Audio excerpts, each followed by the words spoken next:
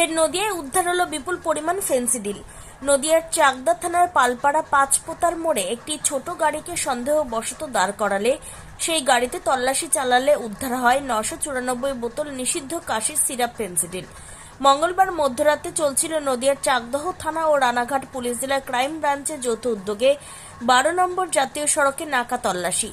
আর সেই সময় নদিয়ার কল্যাণী থেকে কৃষ্ণনগরগামী একটি দ্রুত গতিতে আসা একটি ছোট গাড়িকে আটকানোর চেষ্টা করে পুলিশ, কিন্তু পুলিশকে দেখে গাড়িটি পালানোর চেষ্টা করলে সেই গাড়িকে আটক করে পুলিশ। তারপরে ওই গাড়ি থেকে উদ্ধার হয় নিষিদ্ধ ফেন্সিডিল।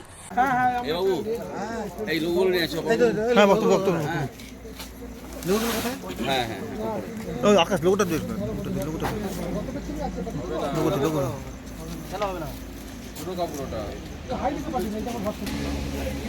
দুটো সেলাই করে একটা করা যাবে।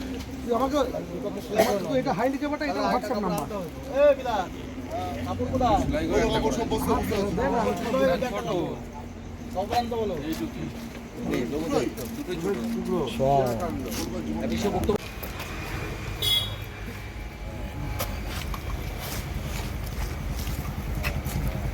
সাইড করে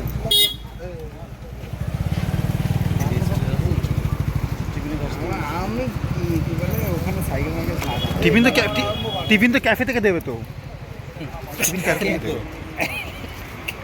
কটা বাজে? বাবু ক্যাফেতে চলে যা, ক্যাফে এখনো বন্ধ হয়নি ছেলেটা। ক্যাফেতে চলে যা, আর 2 ঘন্টা খোলা রাখ। ক্যাফেতে চলে যা, ওখান থেকে সব দিয়ে দেবে। খাওয়া নিয়ে এখন পাল পাওয়া যায়।